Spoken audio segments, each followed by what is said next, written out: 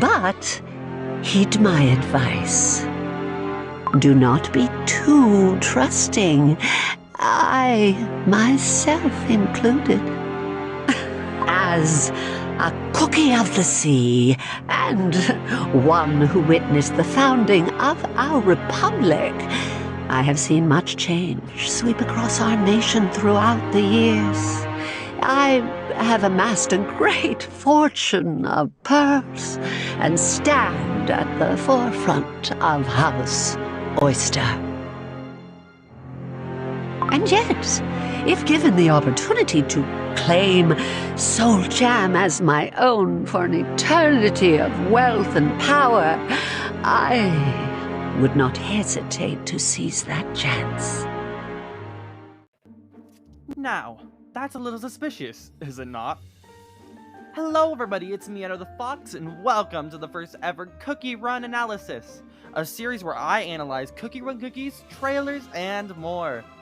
Hence the intro and the title. Today's cookie analysis is on Oyster Cookie, the mysterious and elegant mistress in the Council of the Creme Republic, the head of House Oyster, and the one influencing it all. I believe that Oyster Cookie has something to hide, and in this video, I will reveal to you the true intentions of Mistress Oyster Cookie. Now, when starting to look into Oyster Cookie, there was 3 things on my mind. 1. Her influence on the story. 2. Her personality and voice. And 3. The many theories that the community has come up about her. Starting off with number 1, her influence on the story, we can see that Oyster Cookie isn't that prevalent. She only has a few lines in Chapter 1 in the Creme Republic, and although she has a whole 5 minutes worth of dialogue in Chapter 2, she still is overshadowed by the other cookies of the Creme Republic. This sorta reminds me of White Lily Cookie in the main story mode. Yes, she is there, but we barely get to see anything from her in the main story until the worlds leading up to her and the reveal of Dark Enchantress Cookie. Yes, she has 1 or 2 dialogue lines leading up to the reveal of Dark Enchantress Cookie, but otherwise than that, she doesn't become a prevalent character until World 7 and 8, with World 8 ending off with the reveal of Dark Enchantress Cookie. Now, I know it's very bold of me to compare Oyster Cookie to White Lily and Dark Enchantress Cookie, but there's just a lot of similarities going on with the 3 that it's kinda hard to ignore. Wait, 3. Or is it 2? Never mind. Now, onto her personality and voice. I see this a lot with the community, and I must address this. Both Oyster Cookie and Dark Enchantress Cookie do sound the same. Oh, and here I assumed you were visiting to speak of important matters in privacy. Tell me, are you the dear, wonderful little savages who opened the door for me? Now, before you go into the comments and be like, they're not the same voice, they're 2 different voice actors. Yeah, I know. But the similarities of the 2 voices are very uncanny, which makes me think that the theory of Oyster Cookie being Dark Enchantress Cookie in disguise is pretty viable. Now, to recap, in the tutorial, we see the 5 angels fighting against Dark Enchantress Cookie, and in the future, White Lily Cookie falls into the Ultimate Dough and is reincarnated as Dark Enchantress Cookie. There's a power that Dark Enchantress Cookie holds, and that is the power to mask herself as a different cookie, that cookie being White Lily Cookie in the story mode. This has me to think about the possibility of Oyster Cookie being Dark Enchantress Cookie in disguise, as her plan is to get the Soul Jam. My conclusion of that possibility is simple. I doubt it's going to actually pull that trick again. I believe that Oyster Cookie, instead of being Dark Enchantress Cookie, is maybe a follower.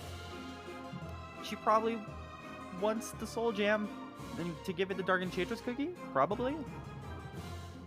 Which even that is still less of a chance than what is probably going on. Oyster probably just wants the power of the Soul Jam to become even more successful and powerful, as hinted in her warning to Clotted Cream. Now, a deep dive into her character design can reveal a lot of things. First of all, she is a very promiscuous and royal cookie. Her design shows a bunch of palish colors, blacks and blues, as well as a light beige, and the background of her castle is very royal and regal.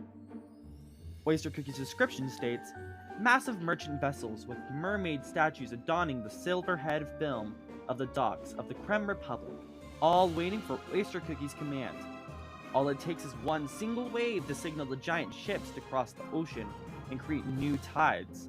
With her noble allure and eloquent words that can steer the conversation in the way that she wishes, one cannot help but be in awe of Oyster Cookie's presence.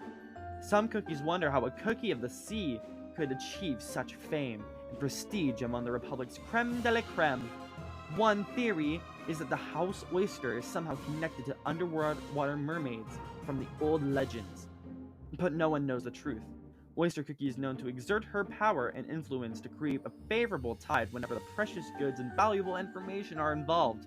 Perhaps that's why the ambitious come knocking at Manor Oyster's door, because some offers are worth risking it all. There's a lot to unpack in her story, so here's what I think. Oyster Cookie is a cookie of secrets. A cookie that can get anything she wants with a snap of a finger. Or a nub in this case.